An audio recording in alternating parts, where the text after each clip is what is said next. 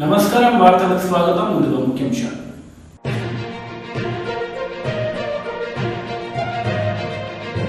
దేశాన్ని పర్యాటక కేంద్రంగా మార్చేందుకు ప్రభుత్వం కృషి చేస్తుందని ప్రధానమంత్రి నరేంద్ర మోడీ స్పష్టం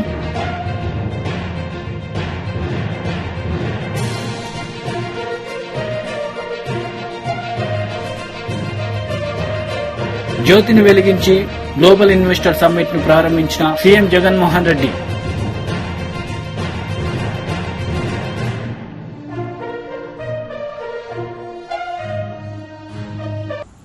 దేశాన్ని పర్యాటక కేంద్రంగా మార్చేందుకు ప్రభుత్వం కృషి చేస్తుందని ప్రధానమంత్రి నరేంద్ర మోడీ అన్నారు.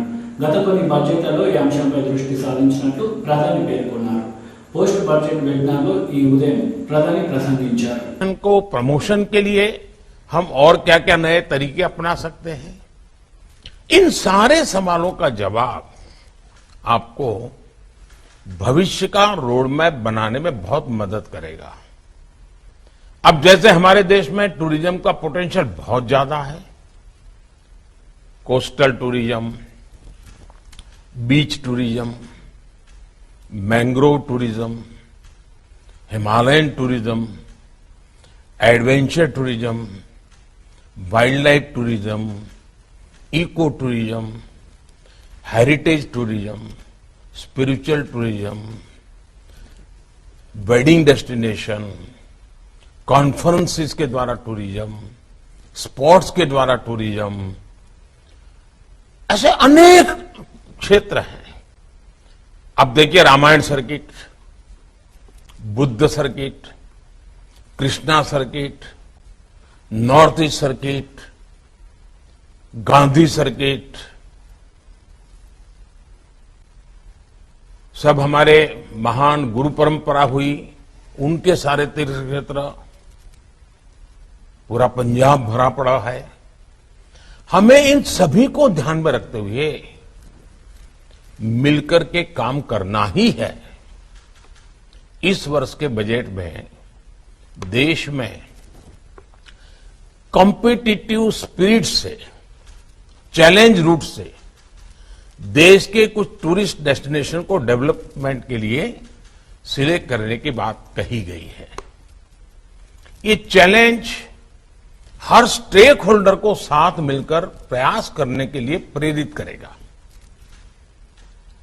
बजट में टूरिस्ट डेस्टिनेशन, इसके एक होलिस्टिक डेवलपमेंट पर भी फोकस किया गया है.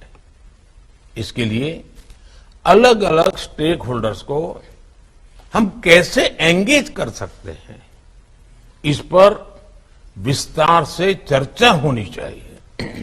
साथियों, जब हम टूरिज्म की बात करते हैं तो कुछ लोगों को लगता है कि एक फैंसी सा शब्द है, समाज के हाई इनकम ग्रुप से और उन्हीं लोगों को रिप्रेजेंट करता है.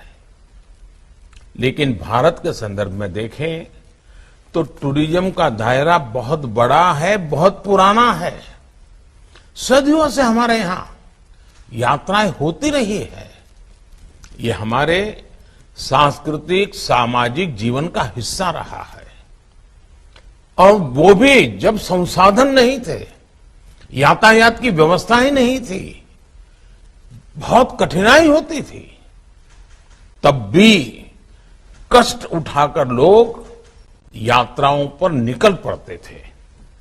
4 धाम यात्रा हो, 12 ज्योतिर्लिंग की यात्रा हो, 51 शक्तिपीठ की यात्रा हो, ऐसी कितनी ही यात्राएं हैं हमारे आस्था के स्थलों को जोड़ती थी. हमारे यहां होने वाली यात्राओं ने देश की एकता को मजबूत करने का भी काम किया है. देश के कितने ही बड़े बड़े शहरों की पूरी अर्थव्यवस्था, उस पूरे जिले की पूरी अर्थव्यवस्था यात्राओं पर ही निर्भर थी. यात्राओं की इस पुरातन परंपरा के बावजूद दुर्भाग्य ये रहा कि इन स्थानों पर समय के अनुकूल सुविधाएं बढ़ाने पर ध्यान नहीं दिया गया. पहले सैकड़ों वर्षों की गुलामी और फिर आजादी के बाद के दशकों में इन स्थानों की राजनीतिक उपेक्षा ने देश का बहुत नुकसान किया. अब आज का भारत इस स्थिति को बदल रहा है। जब यात्रियों के लिए सुविधाएं बढ़ती हैं तो कैसे यात्रियों में आकर्षण बढ़ता है, उनकी संख्या में भारी वृद्धि होती है। और ये भी हम देश में देख रहे हैं। जब वाराणसी में काशी विश्वनाथ धाम का पुनर्निर्माण नहीं हुआ था तो उस समय साल में 70-80 लाख के आसपास ही लोग मंदिर के दर्शन के लिए आते थे। काशी विश्वनाथ धाम का पुनर्निर्माण होने के बाद पिछले साल वाराणसी जाने वाले लोगों की संख्या 7 करोड़ को पार कर गई है। इसी तरह जब केदार घाटी में पुनर्निर्माण का काम नहीं हुआ था तो वहां भी सालाना 4-5 लाख लोग ही दर्शन के लिए आते थे, लेकिन पिछले साल 15 लाख से ज्यादा श्रद्धालु बाबा केदार के दर्शन के लिए गए। अगर मेरा गुजरात का पुराना अनुभव है, वहां का भी अनुभव आपसे शेयर करता हूं। गुजरात में पावागढ़ करके एक तीर्थ क्षेत्र है बड़ौदा के पास। जब वहां का पुनर्निर्माण नहीं हुआ था, पुरानी हालत थी, तो मुश्किल से 2000, 5000, 3000 इतनी संख्या में लोग आते थे। लेकिन वहां గ్లోబల్ ఇన్వెస్టర్ సమ్మిట్ ను సీఎం జగన్మోహన్ రెడ్డి జ్యోతిని వెలిగించి ప్రారంభించారు. ఈ సందర్భంగా ఆయన ప్రసంగించారు. It's a proud moment to announce that the state has received 340 investment proposals with an investment of about 13 lakh crores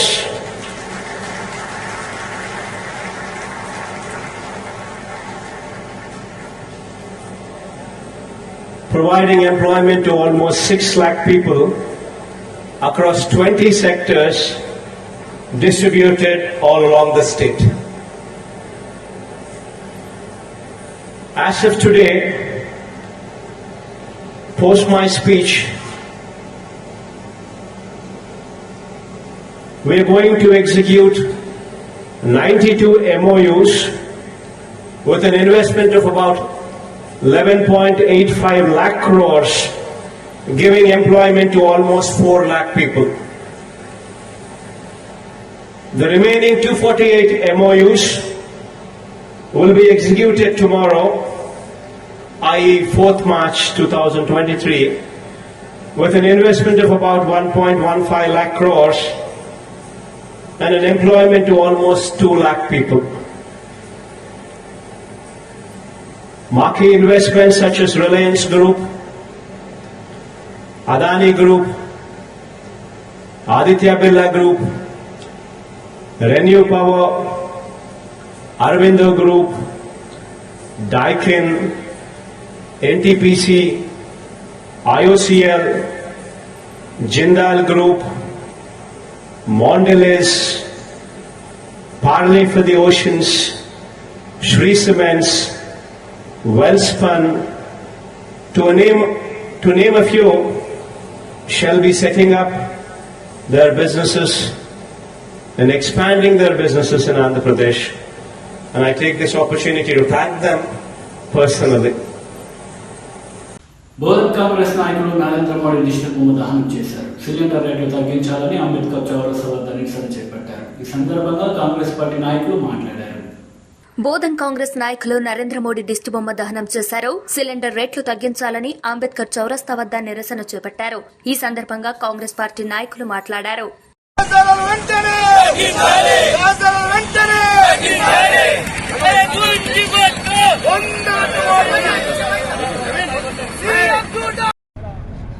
आज बोधन कांग्रेस कमेटी की तरफ से बोधन में जो सेंट्रल गवर्नमेंट गैस को एकदम 50 रुपए बढ़ाया गया है।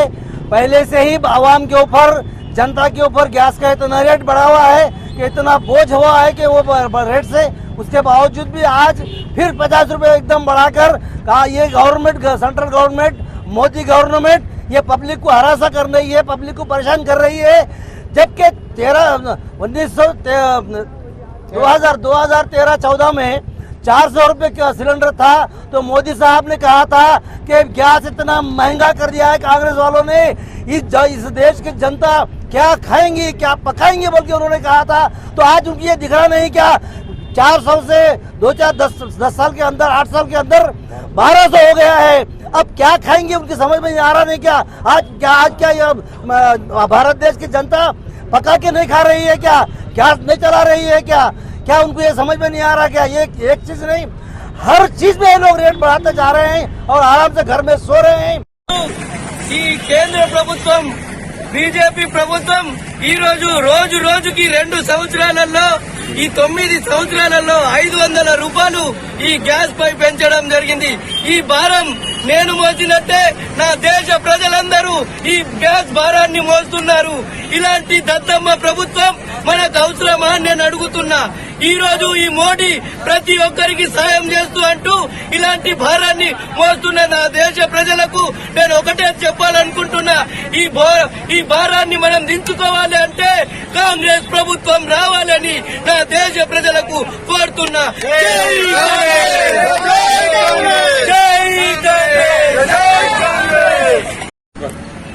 ఈ రోజు కేంద్ర ప్రభుత్వము సామాన్య ప్రజల నడ్డి విరుస్తూ గ్యాస్ రేట్లను విపరీతంగా పెంచుకుంటూ వస్తా ఉన్నది। నిత్యావసర వస్తువు అయినటువంటి గ్యాస్ ఈ రోజు 13లో కాంగ్రెస్ ప్రభుత్వం ఉన్నప్పుడు 400 ఉన్నప్పుడే ఎంతో గగ్గలు పెట్టిన ఈ బీజేపీ వాళ్ళు ఈ రోజు ఈ గత 7-8 సంవత్సరాలలో రెండింతలు పెంచి ఈ రోజు 1200కు చేరువ తీసుకురావడం సిగ్గుచేటు। ఏదైతే సామాన్యులకు అందుబాటులో ఉండి నిత్యావసరం రోజు వాడే గ్యాస్ ని ఈ విధంగా పెంచుకుంటూ పోతే ఏదైతే సామాన్య ప్రజలు ఎంతో ఇబ్బందులకు గురవుతా ఉన్నారు। వంటలు ఈ రోజు ఇంతకు ముందు కట్టెల మీద చేసుకున్న వాళ్ళు గ్యాస్ రేట్లు తక్కువ ఉన్నాయని కాంగ్రెస్ ప్రభుత్వంలో సిలిండర్ పంపిణీ అదంతా చేసినందుకు అందరు ప్రజలు కూడా ఈ రోజు గ్యాస్ ని వినియోగిస్తా ఉన్నారు। అటువంటి గ్యాస్ ను ఈ రోజు ఈ రేట్ల మూలంగా మళ్ళా వినియోగించకుండా మళ్ళా కట్టెలకు పోయే పరిస్థితిని ఈ ప్రభుత్వం తీసుకొస్తా ఉన్నది। కాబట్టి దీనికి నిరసనగా ఈ రోజు కాంగ్రెస్ ప్రభుత్వము అన్ని చోట్ల కూడా నిరసనలు చేపట్టడం జరిగింది। అలాగే మా బోధన్ ప్రాంతంలో కూడా మా బోధన్ కాంగ్రెస్ మరియు మండల ప్రజల తరఫున ఈ రోజు ఈ నిరసన కార్యక్రమం చేపడతా ఉన్నాము। కాబట్టి ఇప్పటికైనా బుద్ధి తెచ్చుకొని సామాన్యులకు అందుబాటులో ఉండే విధంగా గ్యాస్ రేట్లను వెంటనే తగ్గించాలని కాంగ్రెస్ పక్షాన్ని డిమాండ్ చేస్తా ఉన్నాం। దేశ రాజధాని న్యూఢిల్లీ వేదికగా క్యాడ్ విదేశాంగ మంత్రులు సమావేశం ప్రారంభమైంది। విదేశాంగ మంత్రి జయశంకర్ అధ్యక్షతన వహిస్తున్న ఈ సమావేశంలో అమెరికా, ఆస్ట్రేలియా, జపాన్ల విదేశాంగ మంత్రులు పాల్గొంటున్నారు। Initiative. So the standard operating procedures for that. I was personally happy that there was a stronger expression of support from all of us collectively to the reform of the UN when it comes to sustainable development goals, which all of us are committed to. We believe that they should be pursued comprehensively, not cherry-picked for political convenience.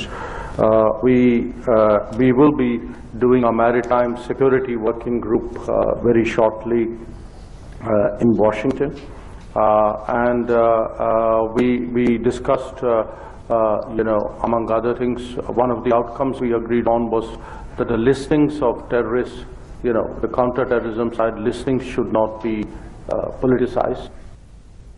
BJP Telangana రాష్ట్ర అధ్యక్షుడు Bandi Sanjay media సమావేశం నిర్వహించారు। ఈ సందర్భంగా పలు అంశాలపై ఆయన మాట్లాడారు। నిర్మల్లో ఒక ఫాల్తీగాడు అమ్మాయిని ఒక చిన్న పసిపాపని రేపు చేసే ప్రయత్నం చేస్తే అయ్యో మాట్లాడాడు, వాళ్ళకి పెట్టు అత్యాచారంతో మాట్లాడాడు।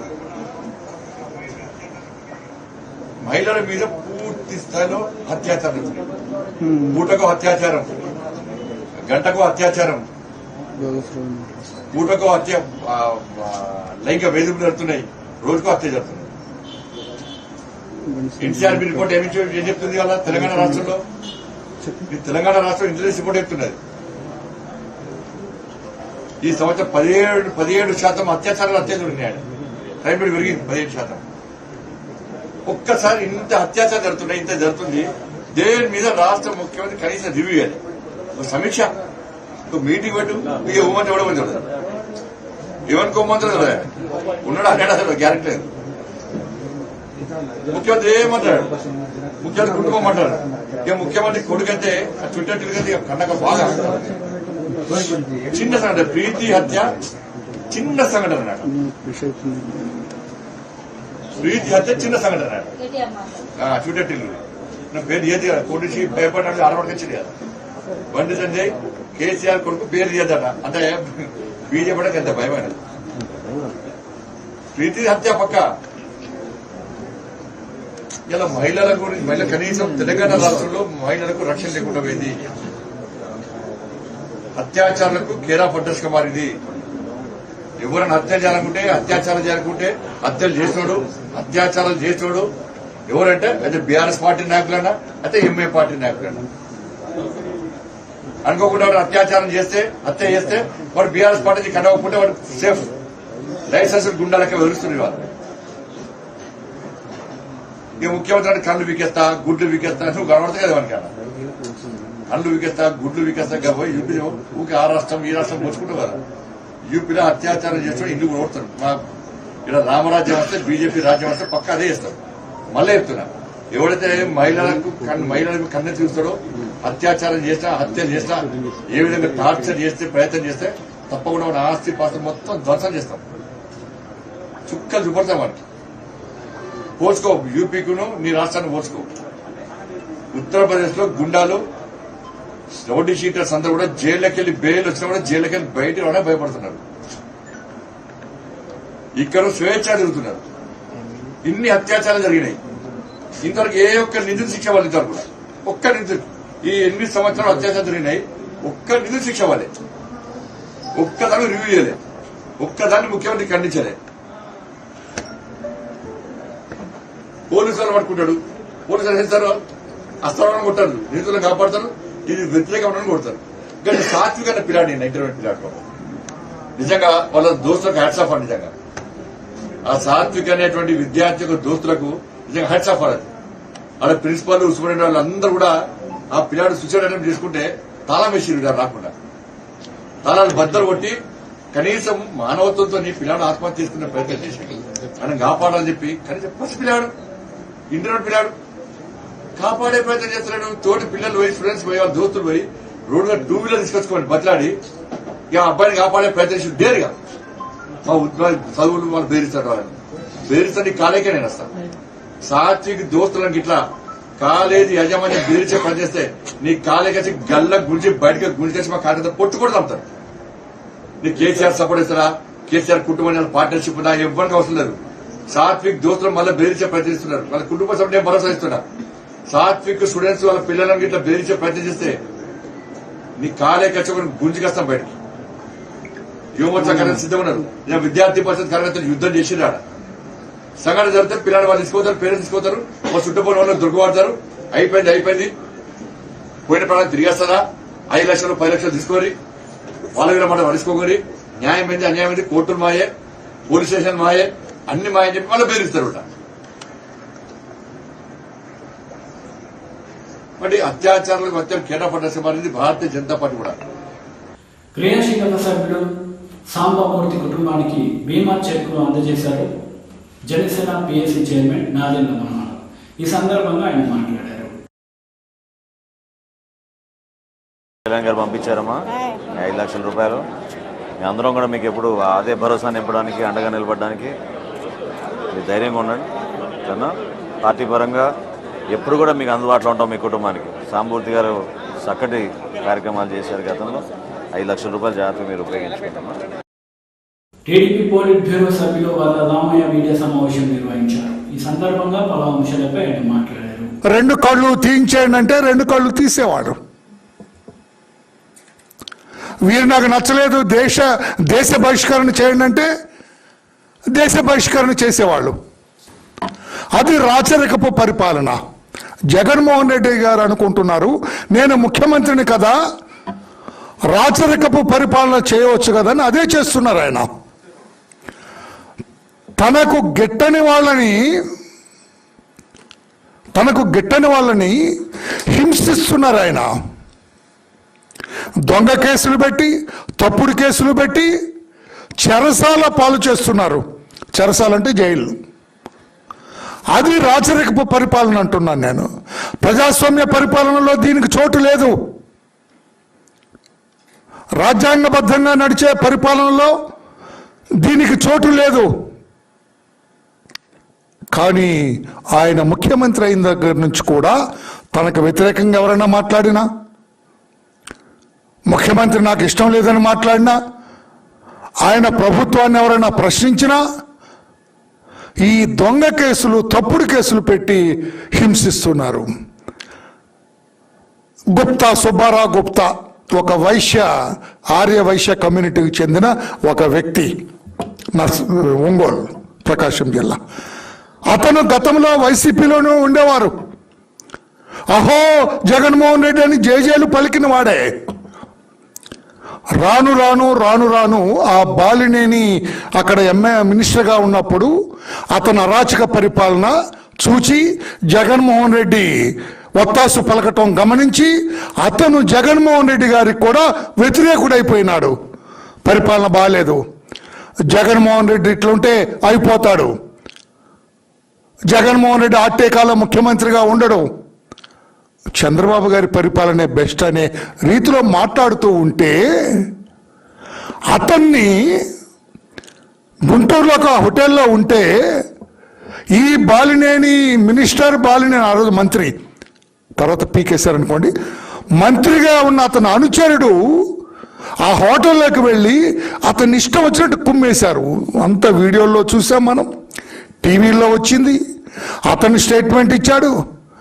పోలీసులు ఆ కొట్టిన వాడిని హింసించారు, పాప వాడిని చావగొట్టారంట, చితకబాదారంటాం చూడు, చితకబాదారు ఆ వైశ్య కులానికి చెందిన ఆ సుబ్బారావు గుప్తాని, బాలినేని అనుచరులు. ఎందుకు? జగన్మోహన్ రెడ్డి గారి పరిపాలన సరిగా లేదు, చంద్రబాబు గారి పాలన బెస్ట్ అన్నందుకు. ఇష్టం లేదు. ఆ రోజు నుంచి కూడా అతను వెంటాడుతూ ఉంది ఈ ప్రభుత్వం. వార్తలు ముగించే ముందు ముఖ్యాంశాలు మరోసారి.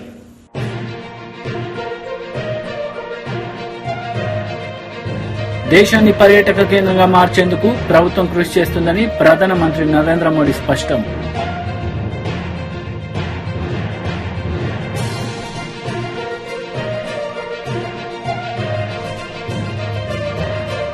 జ్యోతిని వెలిగించి గ్లోబల్ ఇన్వెస్టర్ సమ్మిట్ ను ప్రారంభించిన సీఎం జగన్మోహన్ రెడ్డి.